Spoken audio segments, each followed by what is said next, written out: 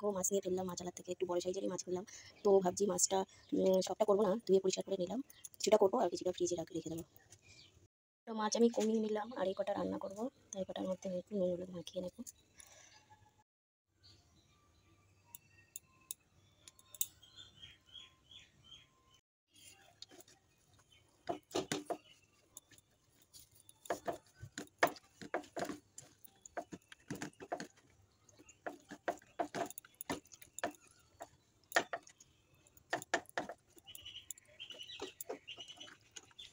আর এই যে দেখো একটুখানি মাছের তেলটা খুব পরিষ্কার, ভাবছি তেলটা দিয়ে কিছু একটা বানিয়ে নেবো আর মাছের কাঁটাটা দিয়ে।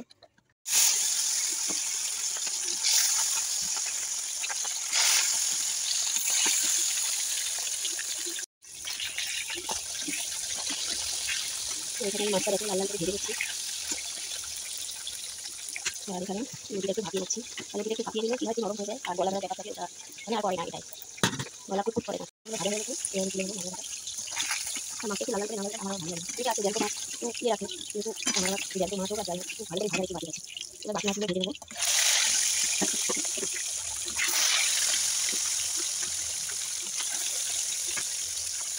তো আমার মাছ ভাজাটা রেডি, দেখো এটাকে সব তুলে নেবো।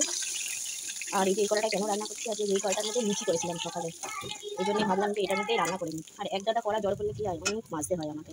ব্যস্ত আমার মাছ ভাজা রেডি, আর কাটা দুটো আর এই ভেজে নেবো। মাছটা এত ঠিকঠাকছে, আর এই যে মাছের তেল আছে এটা ভাজবো, এই যে লতি দিয়ে বানাবো বলে। এটা হচ্ছে লাউ, আর এই লাউটা দিয়ে আজকে আমি মাছের ঝোল করে দেখাবো। রোজই তো অন্যরকম করে মাছের ঝোল খাই, আলু দিয়ে বা বিভিন্ন রকম করে, আজকে রুই মাছ দিয়ে মাছের ঝোল করবো এই লাউটা দিয়ে, আমাদেরকে দেখাবো, তোমরা দেখতে থাকো। তো এটা আমি অর্ধেকটা নেবো, এই যে কোনটা নিয়ে নেবো এটা নেবো, এটাই নেবো, আর বাকি কিছু থাকবে, এতগুলো নিয়ে তো কোনো লাভ নেই, বেশি হলে তরকারি কেটে দেয়। আমি এটা দিয়ে এখন ছাড়াবো।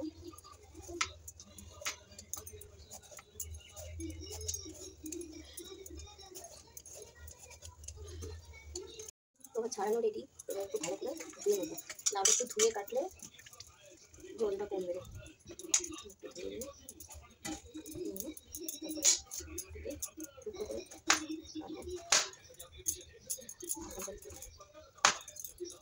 তার কাছে একটু ফেলে দেবো, কচি আছে কিন্তু একটু ফেলে দেবো, আর এই সাইজ করে ফেলে নেবো গোল গোল করে।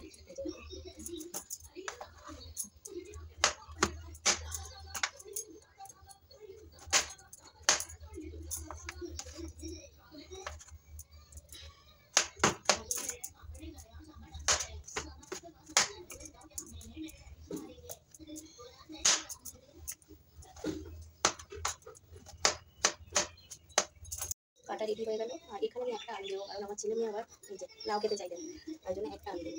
আর বাইরে ওই একটা তোমাদের দেখা, লাউগুলো একটু বাটিতে তুলে নিলাম, আর এই যে এই দুটো আলু দেবো, কারণ আলু সাইজটা একটু ছোটো তো, এই দুটো দেবো।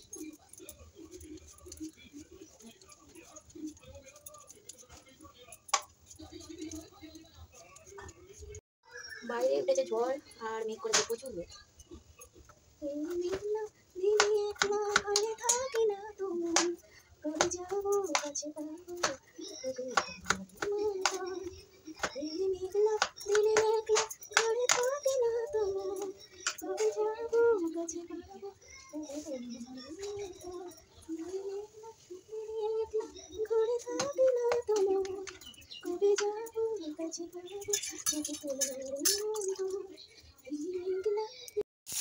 আলুটা একটু ভেজে নেবো, আর কড়াটা দেখো কি ফুলেছে, এর আগে যেহেতু লতি করেছি, লতি করাতে কড়াটা অনেক ফুলেছে।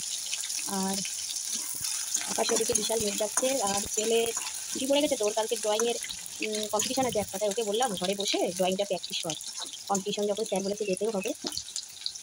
দুটো ভাজা হয়ে গেছে, এবার আলুটা দারুণ হয়েছে, ভিডিও করি দাঁড়া, কিন্তু ওটা গেরুয়া রংটা তো হয়নি বাবা, দাঁড়া একটু ভিডিও করি। আর এখানে দেখা রংটা এদিকে, এই রংটা করবো না, এই রংটা গেরুয়া তো মনে হচ্ছে। ছেলে যে ড্রয়িং করছে, একটু দেখাও। যে বাউল আর হ্যাঁ আমাকে জিজ্ঞেস করছে ভালো লাগছে কি, একটু বেশি ডিপ হয়ে গেছে না? দেখি দেখি এদিকে থাকবে না, একটু মানে কমলা কমলা লাগছে কিন্তু আরেকটু লাইট হবে। দেখি দেখি এই যে এখনো তো রং টং সব বাকি। দেখো বাউল একতারাবাজি করছে, তো ও মন দিয়ে আঁকলে অনেক। ওটা একটু ভেজে নেবো অল্প করে, মানে বেশি একটা ইয়ে করবো না, সামান্য একটু ভাজা হয়ে গেলে। আমার এত কাজ করে আছে, এখনো কাছাকাছি করবো, বাসন রয়েছে, আর বাইরে এত মেঘ ডাকছে, এক্ষুনি বৃষ্টি নামলো বলে।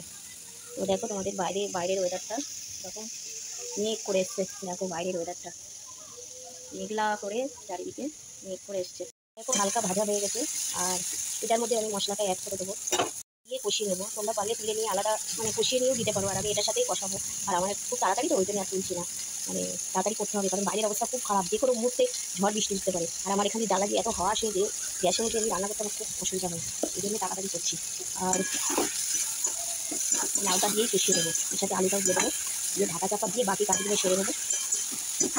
এদিকে ফ্রিজের লাইন টাইনগুলো খুলে দিয়ে আসলাম, টিভির জ্যাক খুলে দিয়ে আসলাম, মানে এত মেঘ ডাকছে যে কোনো মুহূর্তে এগুলো মানে জোরে বাজ করলেই ব্যাস গেল। এই কিছুদিন আগে আমাদের এখানে পাড়াতেই একজনের ফ্রিজ টিভি সব মানে নষ্ট হয়ে যেত।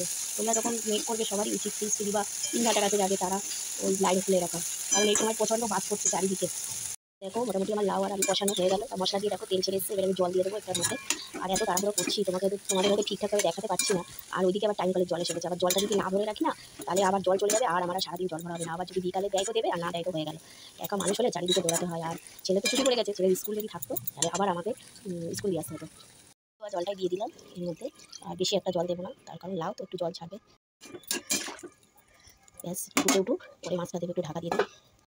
তো লাউ আলুটা আমার অনেকটাই সিদ্ধ হয়ে গেছে, তো আমি এবার এখন এখানে মাছটা দিয়ে দেবো।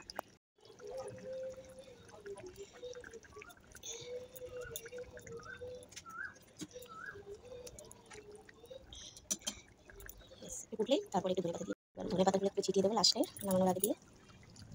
হলো আর আমার রেডি আমার লাউ দিয়ে রুই মাছের ঝোল। তো ভিডিওটা কেমন লাগলো তোমরা একটু কমেন্ট করে জানালে খুবই ভালো হয়। তো বাইরে দেখো কেমন বৃষ্টি হচ্ছে, দেখো কেমন বৃষ্টি হচ্ছে, তোমাদেরকে দেখাচ্ছি ওয়েদারটা। ঠিক আছে, ওখানে বৃষ্টি করছে, দেখো প্রচুর বৃষ্টি হচ্ছে বাইরে দেখো, আর মেঘ ডাকছে, বিরাট বৃষ্টি হচ্ছে।